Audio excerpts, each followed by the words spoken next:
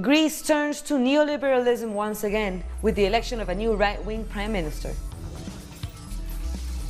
Mexican security forces detained 51 undocumented migrants hidden in the state of Zacatecas. And China calls out the United States for causing the current nuclear tensions with Iran. Hello and welcome to Telesur from Quito. And another social leader has been murdered in Colombia.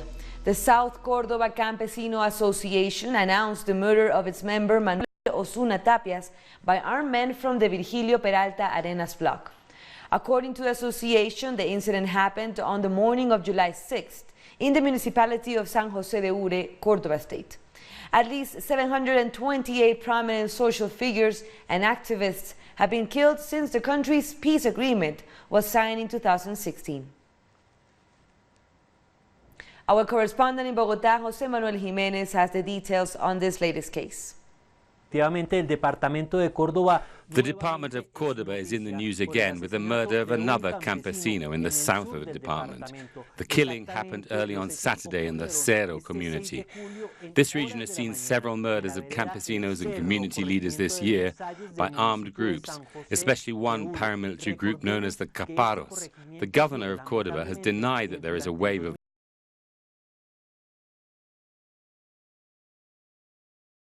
8 campesinos have been murdered there this year. Manuel Gregorio González tortured and killed was of Manuel Osuna Tapias, also by these paramilitaries, who again tortured him and then decapitated him. In 2016, more than 600 social leaders and have been murdered in Colombia. Manuel Jiménez from Bogotá, where Senators Iván Cepeda, Antonio Sanguino and Roy Barreras have denounced the country's intelligence agency to the prosecutor's office for preparing a campaign to discredit them. The Senators Roy Barreras and Antonio Sanguino and I have directed a letter to the President of the Republic today to denounce that we have information according to which the National Intelligence Directorate planned illegal interception of our communication with the end result of and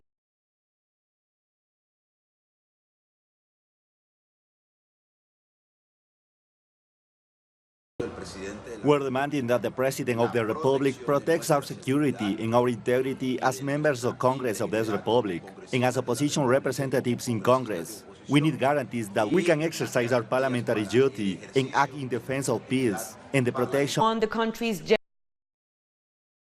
percent of the vote, defeating former PM Alexis Tsipras and his left-leaning Syriza party, which got 31%. Democracy ran on a platform of privatization and cutting regulation. Very bold and very, very detailed. And of course, we've made the case that lower primary surpluses will be to the... Let's turn to our correspondent in Greece. Kyriakos in as the Prime Minister of Greece, as is tradition in the held to say the day election at Maximo's mansion, which is now his official residence, and he will announce his government tomorrow. Kyriakos has brought the government back to his family, which now almost seems natural. While his sister didn't reach the office of the Prime Minister because she's a woman, and this country is too conservative for that, she was a minister.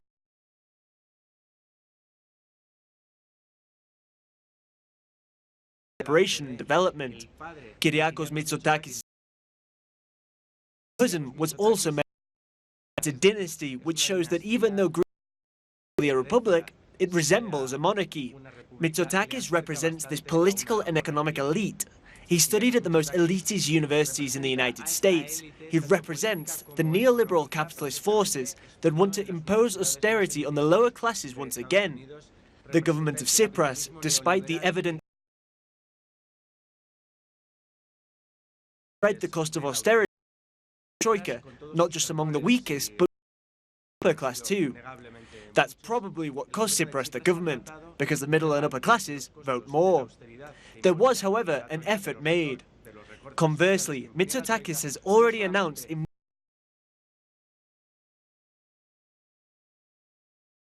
has a limit of 8 hours.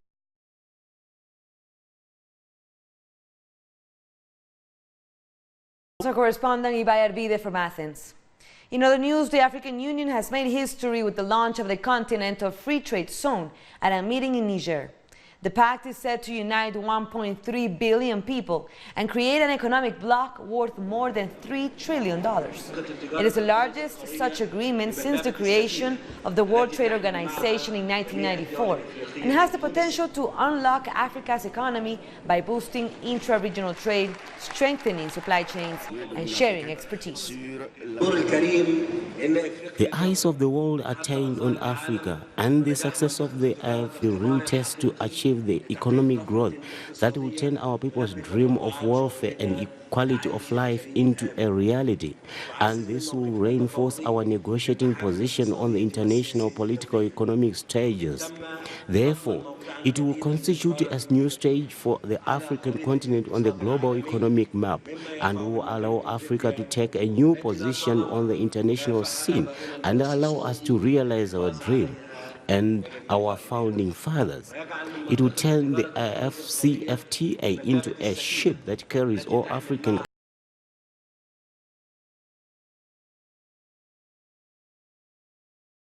call on all the member states to sign and ratify the FTA because the more states sign up, the greatest trade benefits to our African populations.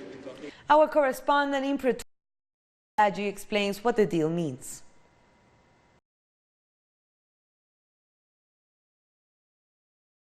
That's been seen as good on paper, but experts and economists are saying it's not practical. Let me take you back. It was championed by former AU chair Paul Kagame, and he started championing this project with reducing visa regulations to his country for other African nations, and Ethiopia followed suit in that regard, trying to now many have different economic prospects, so that makes it very difficult for a trade deal for all countries to benefit equally. Another thing is the border control strict measures that other countries have. South Africa is one of the hardest countries to get into on the African continent for other Africans. So that is one of the things that will have to be considered, easing the border control and having trade deal laws that will, or rules rather, that will benefit all countries evenly so that there are no complaints of other countries getting more than the others. But it remains to be seen if this is something that will be realized anytime soon. But we hear from people who, looking from the practical point of view, saying that the ambitions of this trade deal will not be realized anytime soon because there's still even the issue of a common currency that will have to be used for all African countries, or at least the countries that are participating. And you see countries like Nigeria who are reluctant to join into this trade deal, making sure that this is in the best interest of their country. So in drips and drabs, we'll see more countries buying into this trade deal, and maybe that's when we'll see it reaching its fruition. It's back to you. From South Africa. The retail prices of gasoline, diesel, and kerosene. And CARICOM has agreed to send a delegation to Haiti, where opposition forces are seeking to remove President Jovenel Moïse from office over allegations of embezzlement. The regional leaders had expressed concern over the wave of violent protests in the French-speaking CARICOM countries. CARICOM heads are hoping to come up with the recommendations to resolve the issues amicably. The mission would likely include the St. Lucia Prime Minister Alain Chastanet, CARICOM chairman, as well as the Prime Ministers of Jamaica and the Bahamas. Last week, Haiti's president attended the opening ceremony of the 40th CARICOM summit in St. Lucia, where he reportedly held talks with UN Chief Antonio. After the break, we take a look at internal FMLN elections in El Salvador and how they seek to unite the left. Don't go away.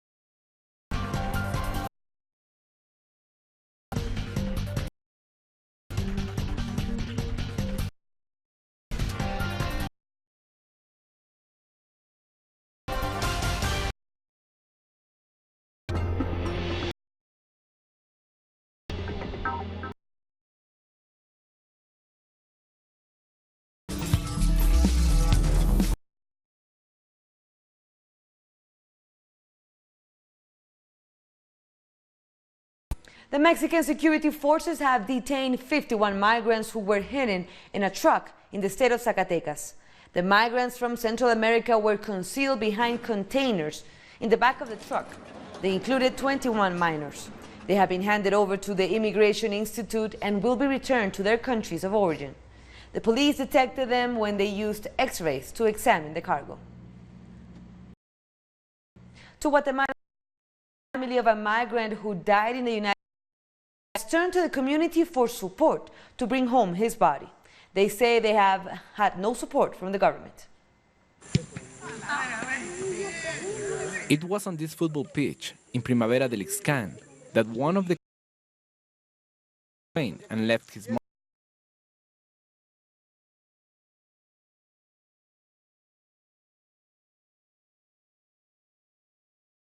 He was a great leader on the pitch.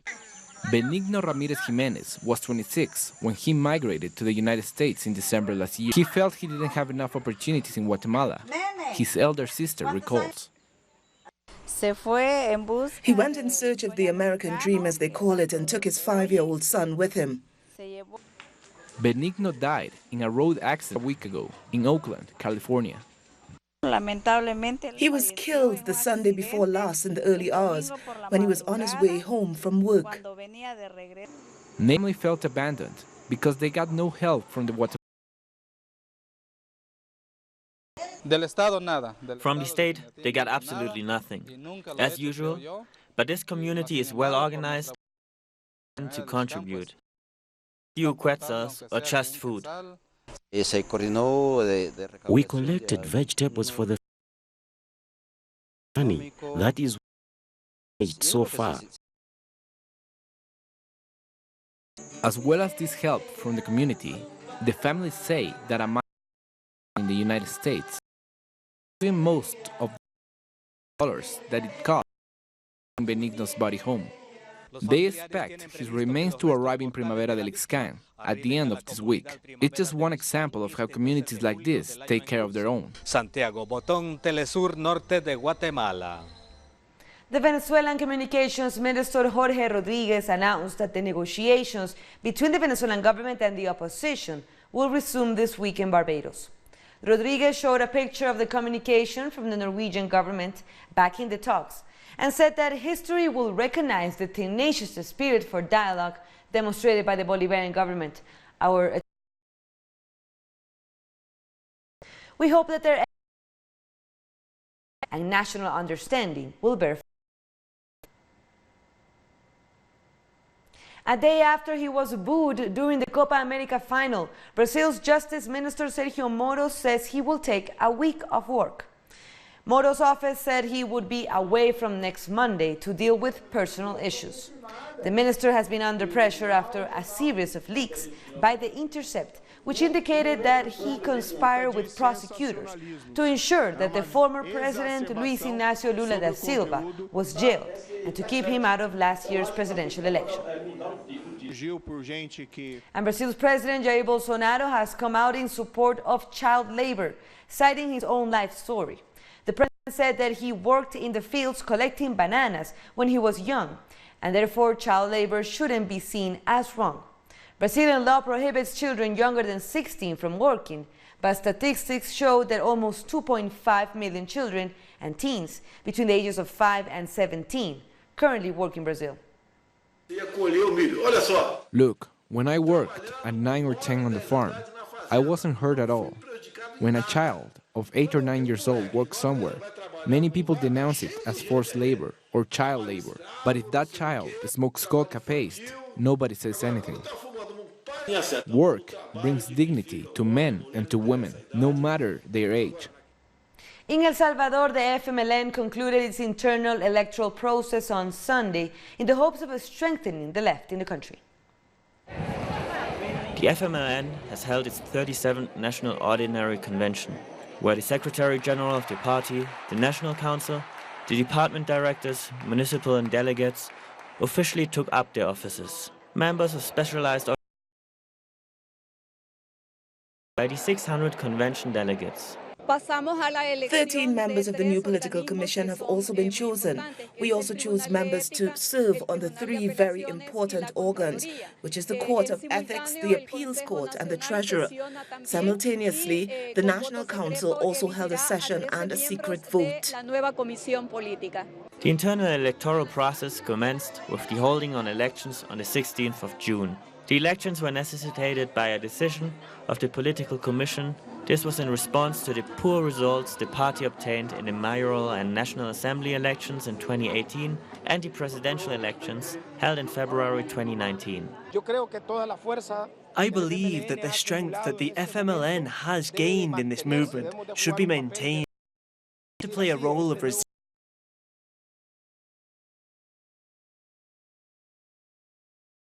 reinforcing of its revolutionary ideology, daring and proactive way. The party's new Secretary General Oscar Ortiz is promising to unify the party, to improve the electoral performance and to strengthen the Salvadoran left. A democratic FMLN, a plural FMLN, a revolutionary FMNL, and a socialist FMLN, a left party like ours. We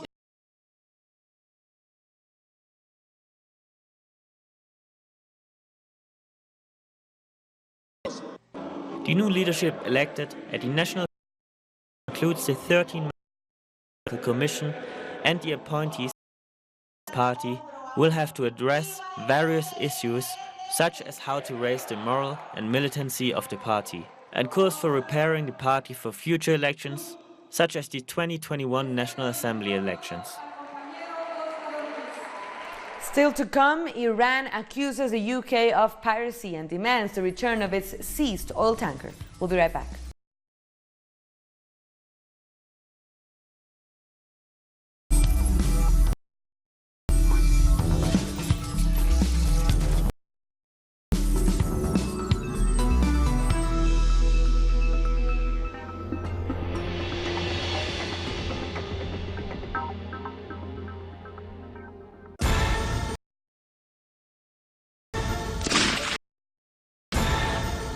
Who's moving the chessmen?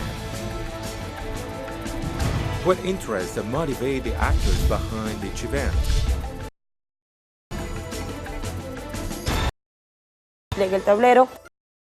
Critical Moves investigates every event from Monday to Friday. Only on Telesur.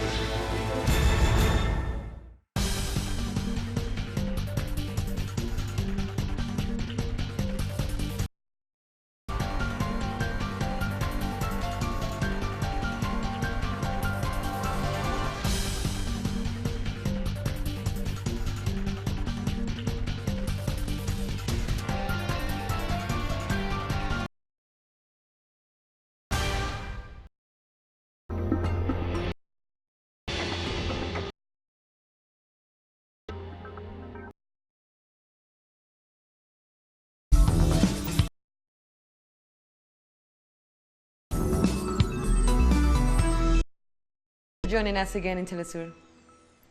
Iran has passed the uranium limit set out in the 2015 nuclear agreement. Still, any excess uranium would have been exported to another country. Of the United States sanctions to import them. China has said that the U.S. is responsible for the tension. What I want to emphasize is that the maximum pressure exerted by the US is the root cause of the Iran nuclear crisis. The US not only unilaterally withdrew from the agreement, it also used unilateral sanctions and long-armed jurisdiction to create more and more obstacles for Iran and other parties to implement the agreement.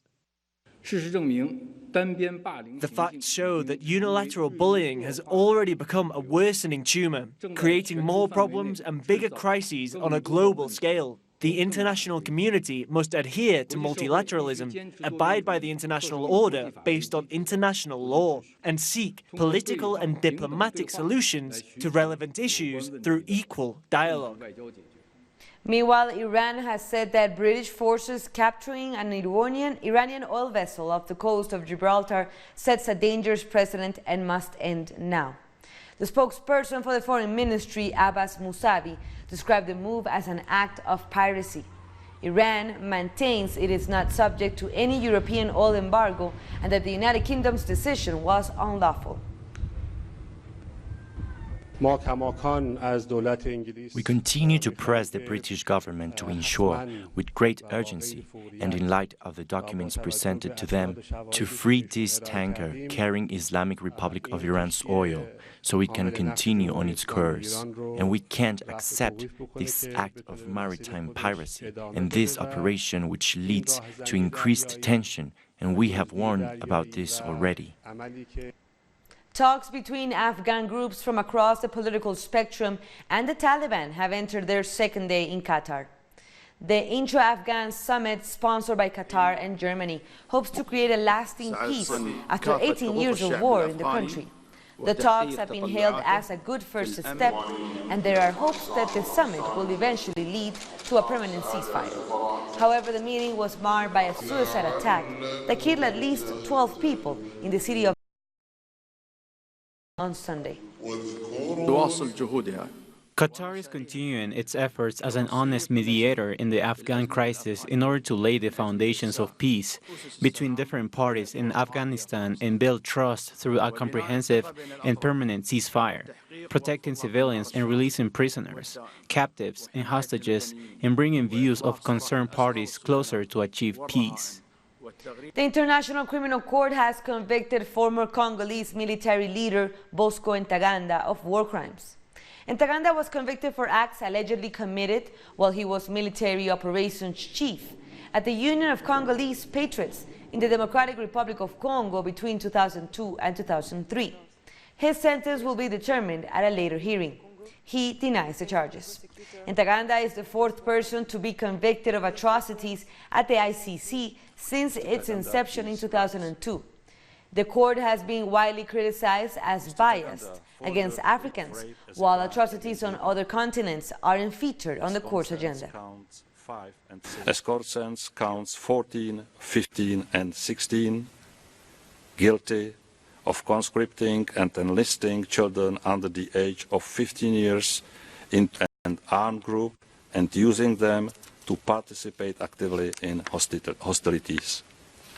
As concerns count 17, guilty of intentionally directing attacks against protected objects as a war crime, and finally, as concerns count 18, guilty of destroying the adversary's property as a war crime.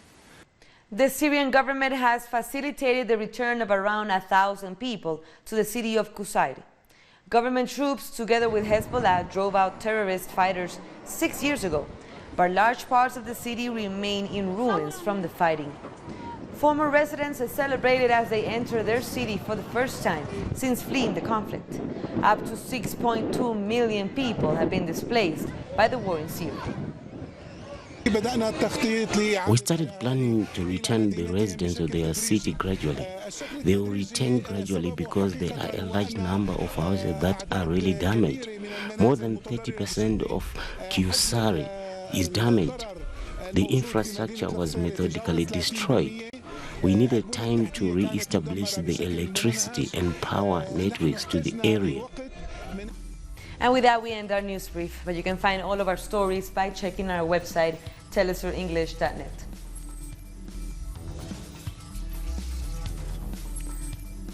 And for our viewers in Africa, you can find us on Starsat channel 461 in South Africa and 539 in Nigeria. And you can also join us on social media. For Telesur English, I'm Carla Gonzalez. Thank you for watching.